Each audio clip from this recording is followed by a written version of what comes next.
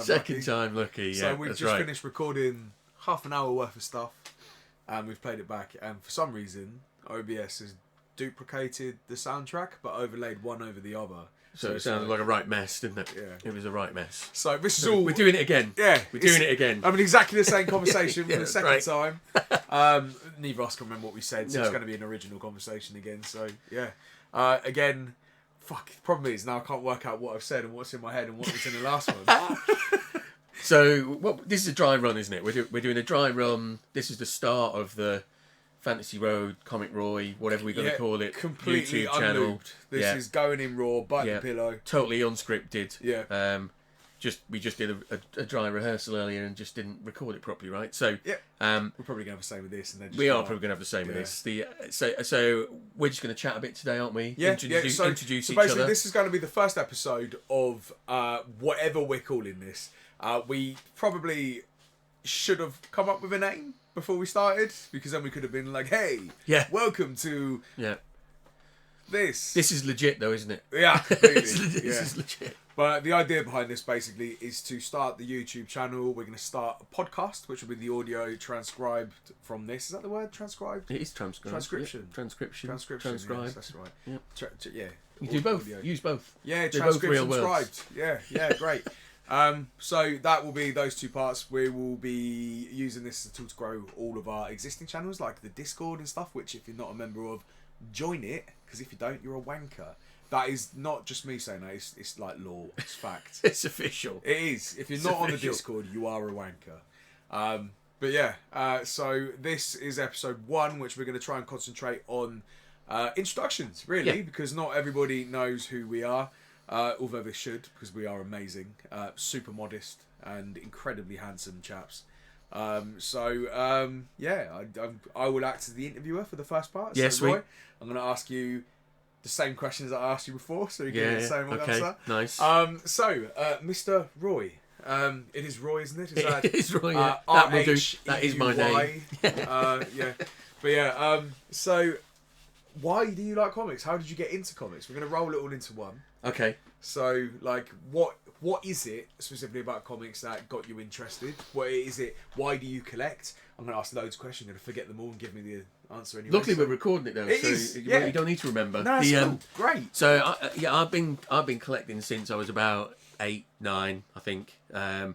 Grew up in Liverpool. My best mate Neil introduced me to comics. He lent me the first book I ever read was Son of Origins of Marvel Comics, which are those old fireside tabloids that you probably don't know. Absolutely no idea what you're talking about. I believe they're reprinting them actually, and they'll be coming out in hardback or something.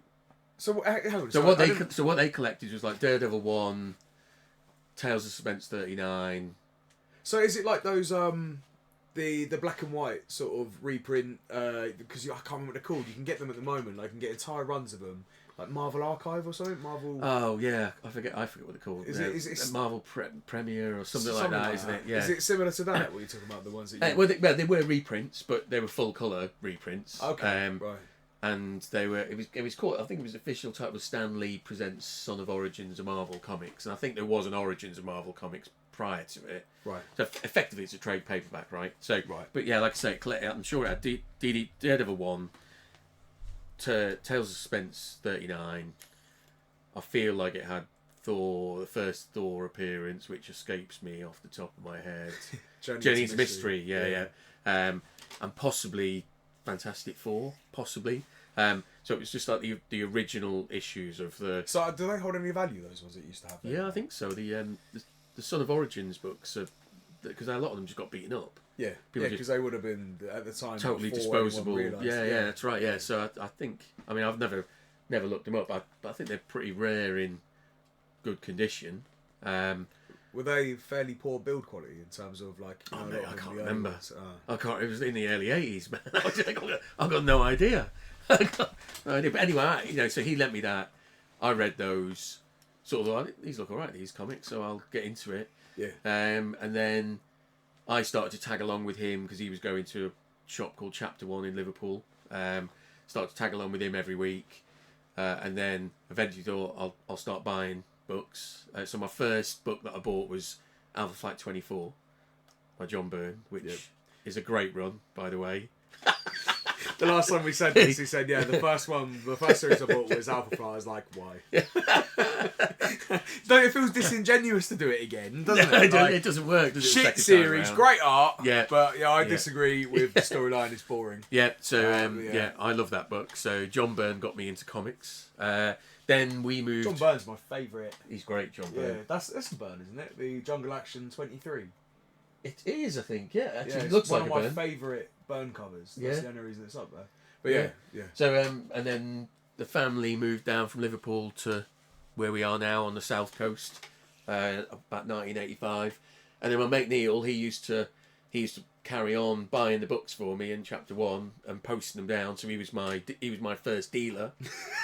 Isn't that mad? Like, my first dealer was a guy in a hoodie in an alleyway. Yeah, I mean, he was only I was only like 12. So was I. Yeah. So and then he carried on doing that for probably a couple of 3 years, I think. And then he died. In his sleep at 14. In his sleep at 14 of an undiagnosed heart condition. Absolutely crazy. Please note, the first time he said this, before he told me he was 14 and he died in his sleep, I called him a selfish bastard. He did, yeah. And I regret that. Yeah. The first recording was a bit more raw. It was, wasn't it? It was funny. It was funny. And now he's stuck with this shit. Yeah, go on. That's right. So then I can't remember where I sort of tracked down a comic shop somewhere. I think I was buying off newsstands of W.H. Smith's and stuff like that for a while.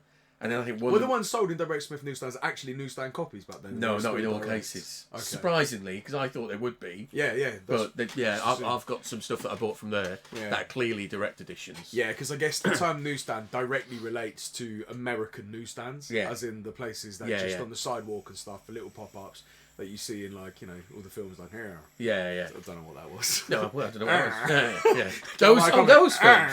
Those films, yeah. They're amazing, those films. The dialogue's fantastic.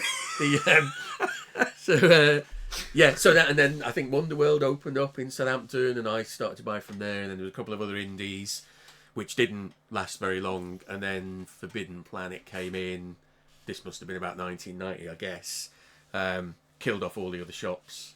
Standard, as they're still doing, so I was buying off the shelf every week for a good few years. Then eventually, around 2004, started buying off an online shop. The wanker that it's got a great website, mate. Absolutely, it's got a great. It doesn't look like it's made in the Stone Age. Apparently, it's been upgraded. It's been upgraded the other week. Yeah, what we're talking about now is obviously I've been trying to get him to turn to the dark side since I've known Roy. To try and rinse him of all his money. And he refuses. Loyalty apparently. He calls it 21 years with this fella. Yeah, that's right, yeah. Fucking bastard is what I call it.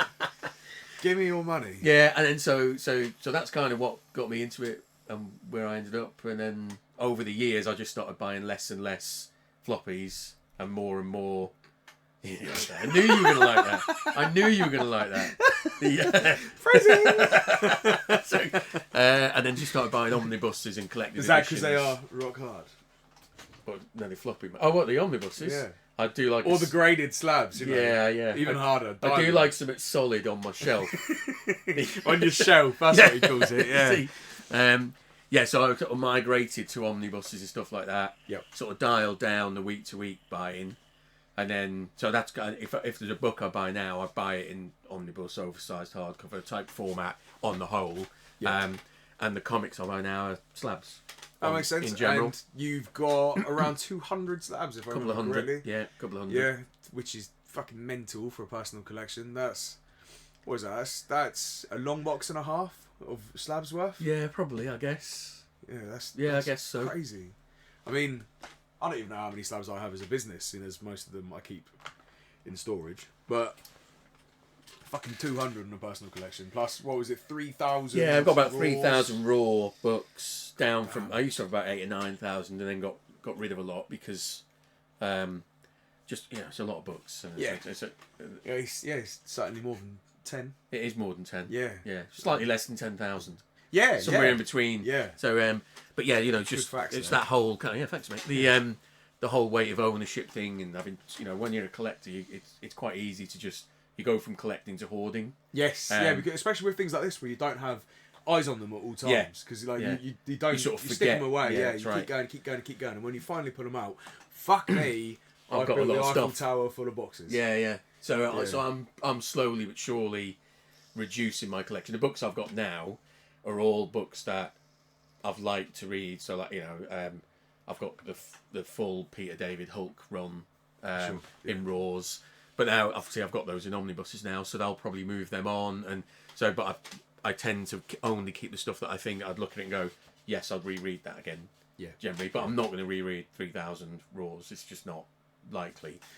So I'll be whittling that down, and I just started to move then to slabs that I couldn't afford when I was younger. Just for the sake of owning them now. Yeah. It's just the stuff that I never thought I'd be able to own. Going on sales on Instagram and stuff like that kind of opened up a whole new market of availability. I guess from when you were collecting when you were younger, part of the issue was accessibility. It was a shop, wasn't it? Yeah. The shop, yeah. You could get what was there. Yeah, there was literally no online. Like, so you take Wonderworld, they literally used to have a printed paper catalogue that they'd send you, and it, obviously it's sort of like how Diamond operates as a wholesaler to us. They send a printed, yeah. So it's just grown. They've sort of the reach has increased, but the source is still as piss poor. Yeah. But yeah, it was a different world back then, right? So you were literally posting checks off and stuff like and then. Do you know what? One of the things I've noticed from doing the collections and buying comic collections from all this time is weirdly the better books and the higher value, the larger collections, they're all located around port towns, and I'm assuming that's probably because they used to be in from America in the ports and then sort of work their way outwards from there. I guess so. And there's definitely a stronger collecting culture up north and Scotland than there is in the south of England.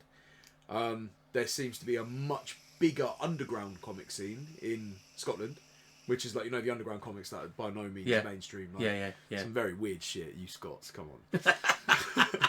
And get hold of yourselves. What's the matter with you? Another fun fact: I think it was Southport that I picked up from. Yeah. So this northerner, he was a Yorkshireman that moved to Southport. He tried to kick me out of his house when I told him that I didn't drink tea. It was like telling me that if you don't drink a brew, he doesn't trust me. And said he wasn't going to sell me his comics. So did he offer you a cup of tea, or did you just randomly tell him you don't drink tea? Well, yeah, both. Like your opening line. I don't drink tea. Hello, I don't drink tea. Thank you. It saves that like awkward situation. Like, would you like a tea? Because You've already you told don't him. like tea. You've already told him. Exactly. Yeah. Okay. No, that's really cool. That's really good. Really interesting. Whereas my story is a lot shorter. Understandably. Yeah. I like money, and comic books make me money. I don't really collect, if I'm completely honest with you. Although, having said that, which I didn't say in the last time we did this recording, I have sort of got a bit of a love for cover art now, which I didn't have before. Like, in terms of reading, I generally pick up a novel. I read a fantasy novel. I'm a massive fantasy nerd. I find comics, even omnibuses and graphic novels, collected editions, I find them quite small. But I mean, for people with little brains. No, I'm joking. No. The artwork is fantastic, and to enjoy a comic book properly, it's not just about the story, is it? You sit there, you look at it, and you drool a little bit whilst looking a window. Something like that. This is just like one of my shows, isn't it? You come here to learn about comics, everyone gets insulted. So that's that. And I got into comics financially oriented completely. I was working a completely unrelated job. I was made... Oh, this was the park thing, wasn't it? You were talking about. Yeah. So I worked for a park homes company, which is basically running caravan parks for a family firm. I was hired because I'm 6'5". I used to be quite a little scrappy bastard when I was younger, and I could handle myself, which was something that you needed to do in these places. And they were mostly ex-military people that had wanted to just liquidise their assets, so they got more money for the future. And that wasn't fun. Luckily, I was made redundant from that. During the time that I was made redundant, it was during COVID. I taught myself 6 8 coding languages. Got a job as a dev. Started hobby selling on the side. Started selling on Facebook groups. Comics, yeah, not devs. I can't trade in selling devs. No. So yeah, I started selling on the groups, which went really well. That expanded into the Fantasy Row community server, which, like I said, if you're not a member of, you're a wanker. But also become a member. Oh yeah, because it's a great community. Yeah, if you don't want to be a wanker, if you don't want to be a wanker, join us. Join the community. Yeah, actually, I got that. But you can still, to be fair, you can still be a wanker if you're in the community. It's not mutually exclusive. I mean, to be fair, you probably become a wanker if you're. Oh, for fuck's sake! Pause. Pause. So where do we get to? We got to. Yeah, we got to. Everyone if you're on becoming Discord, wankers. be a wanker. Don't be a wanker. If you want to be a wanker, it's a free country. Yeah, I mean, live free. Live free. I mean, to be honest, you're probably more likely to become a wanker by being on. That doesn't sound like a sales pitch, does it? Join the doesn't, server. If you're not a wanker already, we'll make you a wanker. And if you're not on the server, you're already a wanker, so you've got nothing to lose. Yeah, that is inescapable logic. Actually, that is Anyway, join the community because it's a really good community. And there's lots of wankers on there already, so you'll feel right at home. Everyone will feel right at home. And obviously, I should probably tell you how to join the community. That might help. That might be a good idea. We could probably put a link on the. That would YouTube, be on the video. Smart thing that normal people would do. But if you don't want to click the link, which will probably people be don't there, like clicking links, do because they? we've already established they're all wankers. So we do enough clicking as it is, really, this day and age, don't we? It's just more clicking. I mean, the way that I'm going to say is more clicking because you've got to click on Google and. So if we put a link on the video, it's It'll just be less one click. clicking. We should do the video then. Yeah, it's a good plan. Yeah, we'll stick a link on there. Yeah, stick a link on there. It's a great. So plan. URL. URL. Fucking hell, HTTPS. Woo wee. Right. Okay.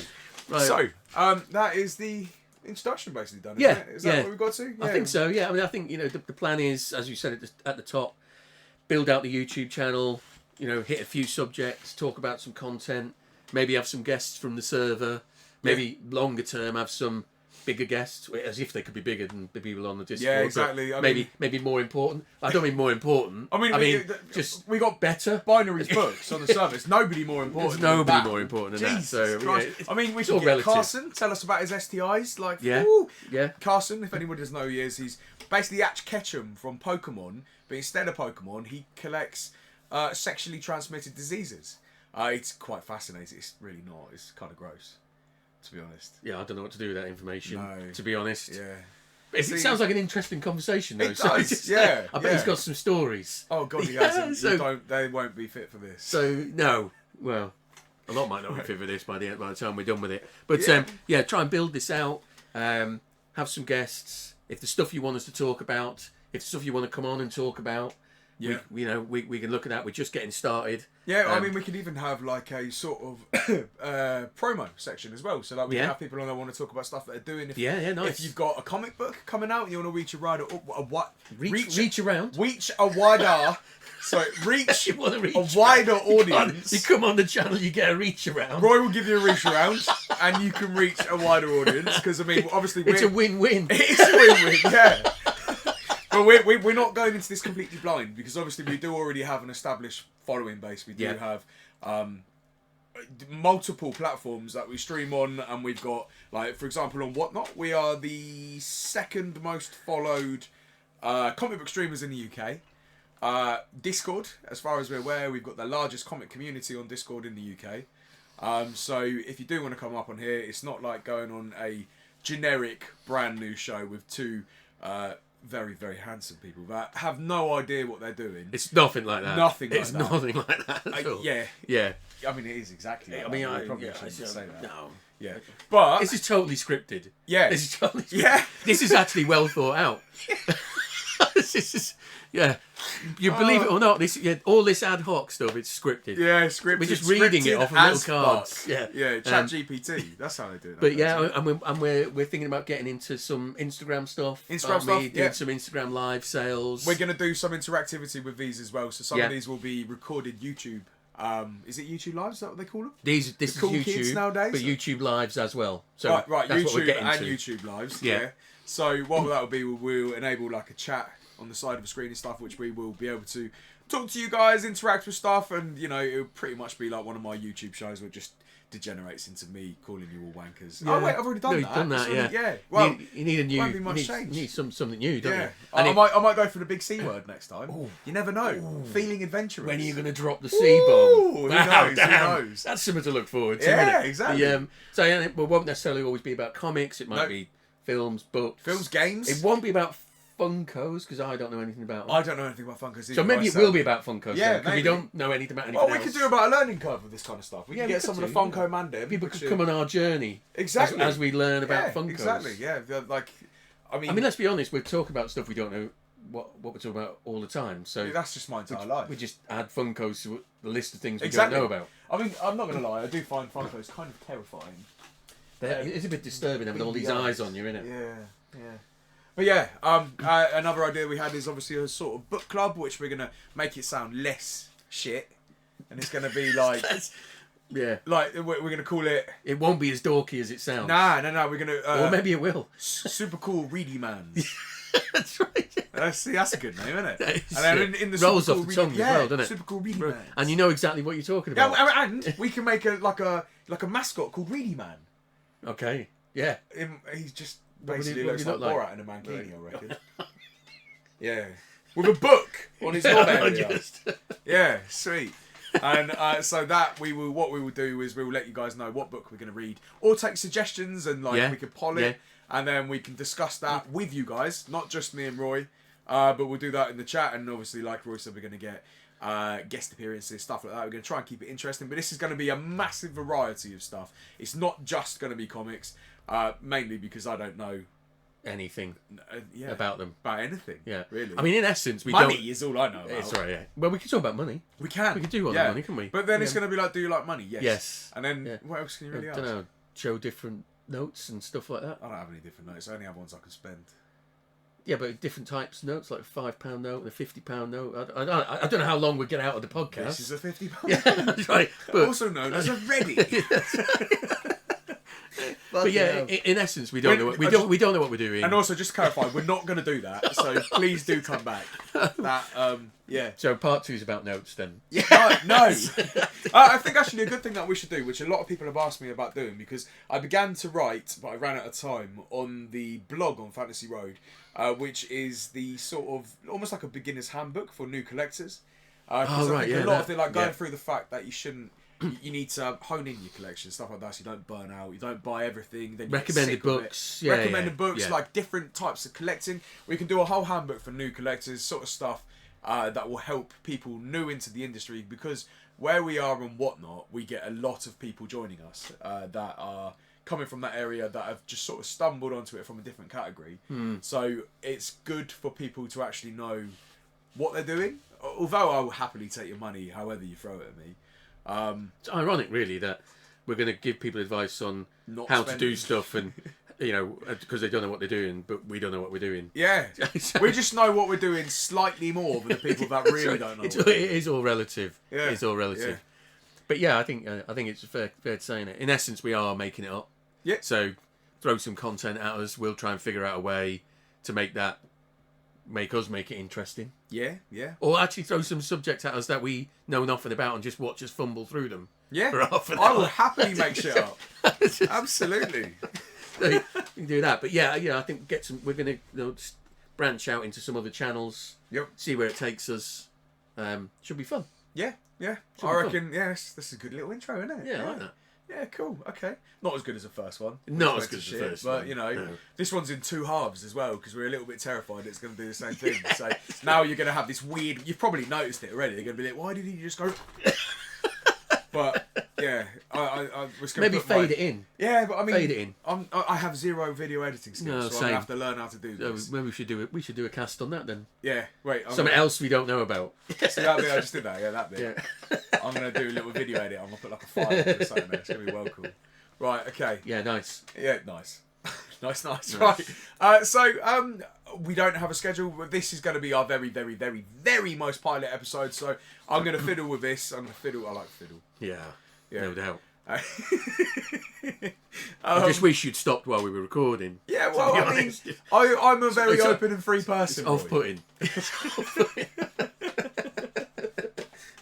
Right.